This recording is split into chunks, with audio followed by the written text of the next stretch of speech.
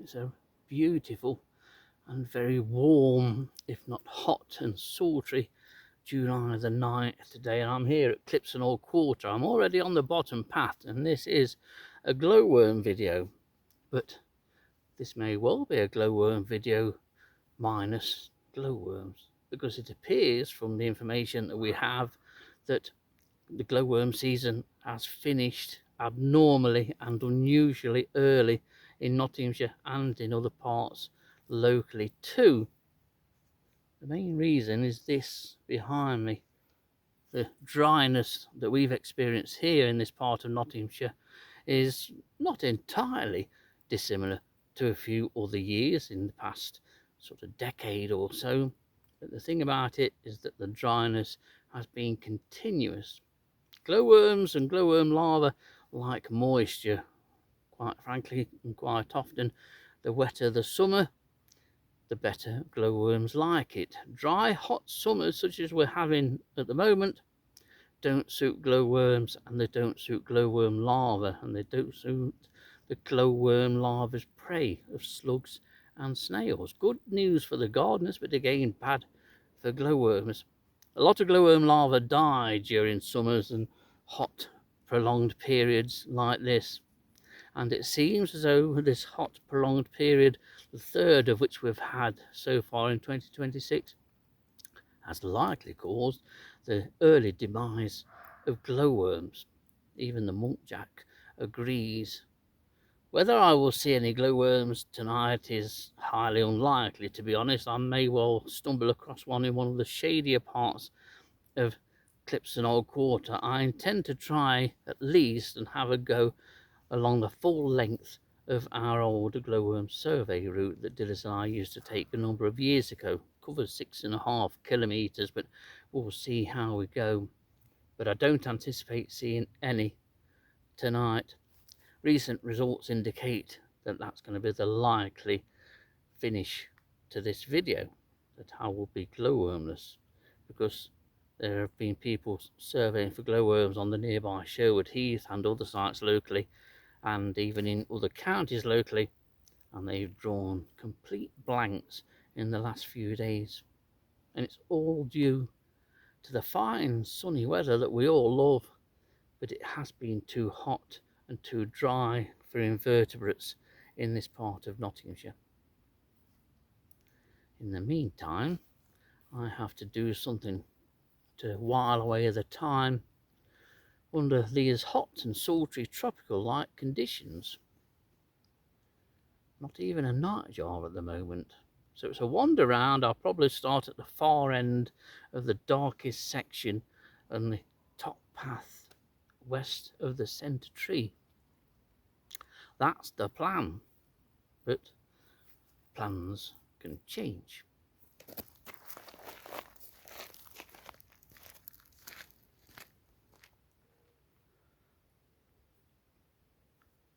Well, this is looking along section L, part of what I always refer to as the bottom path.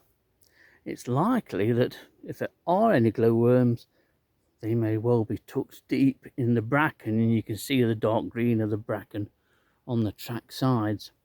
One good thing about bracken, it provides shade, and shade arboreally is what we've lost here at Clipson Old Quarter with the removal of the pines. That's led to the place being opened up considerably, so now it's considerably drier and gets considerably hotter too. There's no track sides in full shade anymore. But I thought it just might be nice for you to see actually part of where I'll be walking in a bit. And we'll have a look at the grass strip too while we're at it. Well, I've just come across from where I've just been filming, and we're at the bottom of sections B and C. We're looking up section C. Right at the very top is section D, and the centre tree is in the middle of the screen. Quite dramatically different, this view, to what it used to be over the years. Scrub encroachment has been combated, but bracken encroachment is still underway, and in many places now bracken comes right across from the left of the screen to the path on the right. And this is looking the other way. This is looking up section B towards section A, which you can't see because it runs away from the top of the hill there. It's not changed too much actually, although it did, because it became almost completely overgrown with scrub. That's been cleared away over the years and is being maintained, and it is quite similar to what it used to be like when I used to walk up and down here with Dillis every night. Over 1,500 nights we came here surveying for glowworms from 2008 onwards. So it is quite similar. This section, areas of long grass, doesn't look as dried up as I thought it would do. So, time for a wander uphill. Whenever it gets as dry as it is, and the heat is unbearable at times. Don't know what the actual ground temperature would have reached today, but I suppose it depends on what surface you would have taken your measurement from. But it was well over 30 degrees today, so I imagine that this soil surface was nigh on 40 degrees, if not a touch more. And it's bad news for invertebrates, it just bakes them. And of course, the adults are quite okay with it. They will go and hide, they will seek shelter and shade during the course of the day. You won't see so many butterflies out and about, but you may well flush them from the grasses where they're taking that shelter and available shade. But it's the early life stages, the eggs, the larvae and the pupa, they all dry out very easily, and glowworm larvae are brilliant at that. This is the poorest year ever for glowworms here in Nottinghamshire. Next year looks like it's going to be even worse.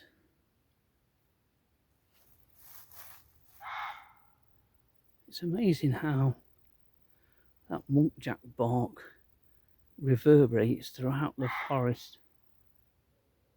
And it does, I can almost feel it.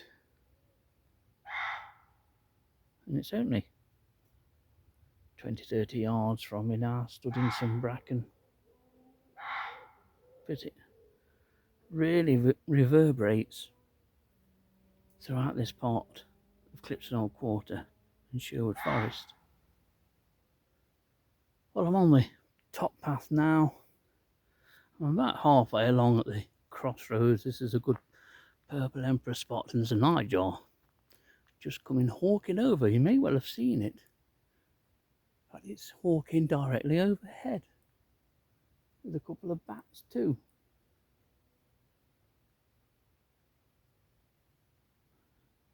There it is again, just going down through the gap through the trees there. And again. Here it comes.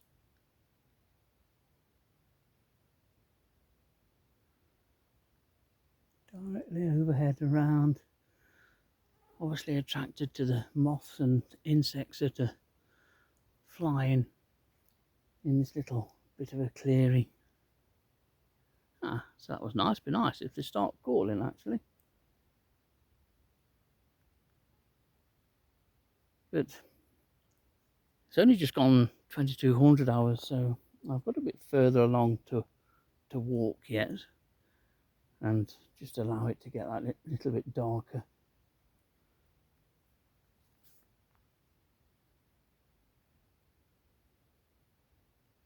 It seems I'm not alone. There are lights over yonder.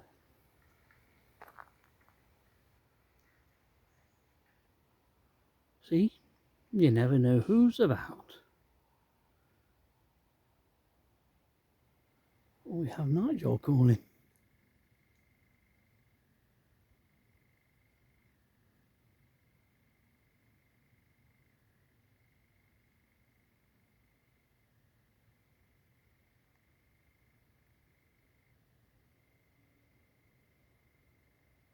Nightjar calling amid the distant sounds of man and machinery.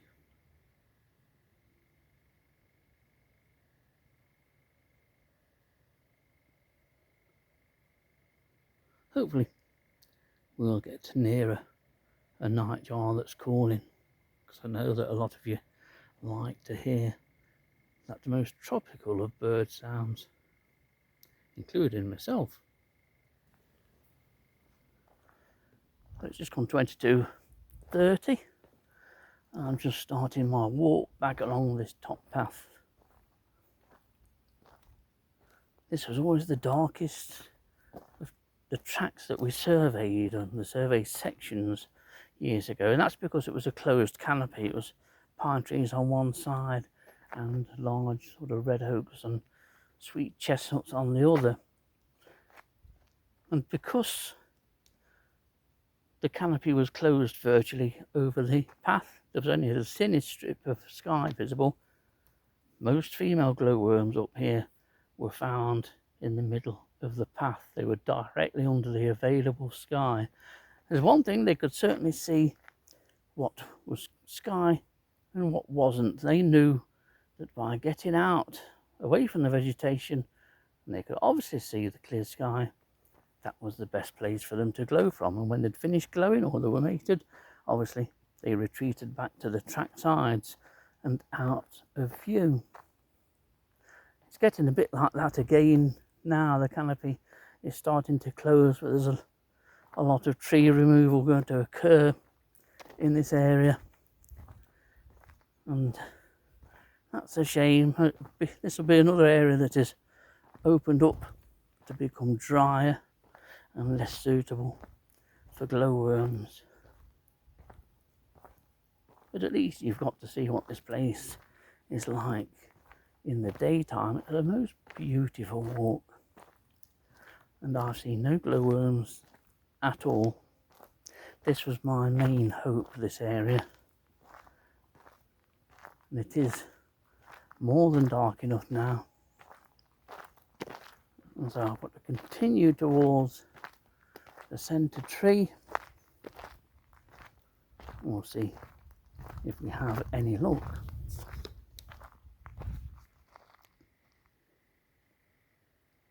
Well, I know you can't see much, but at least you can hear something. And there are two nightjars, one to the right of me and one directly in front.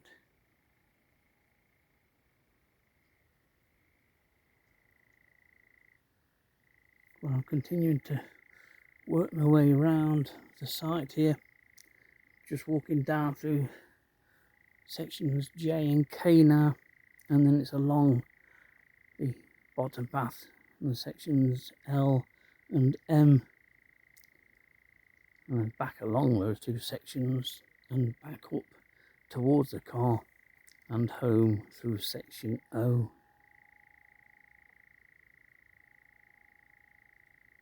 Nice that at least one of these birds has provided us with some soundtrack, you could say. Soundtrack to a typical summer evening here in this part of Sherwood Forest. What a sound.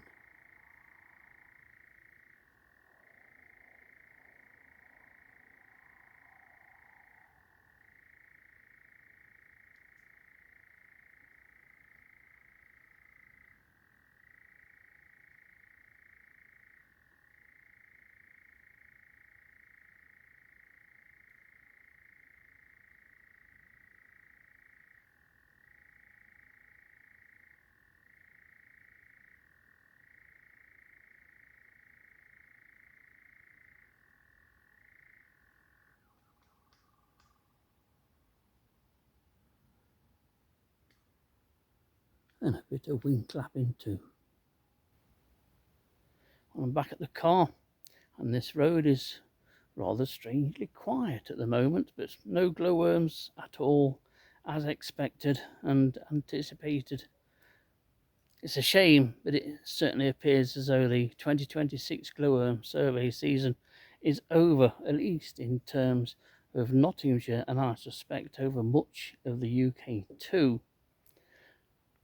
It's the dry conditions that have caused it, the prolonged heat and that prolonged dryness over a number of months, and so it remains to be seen the fate of glowworms in 2027.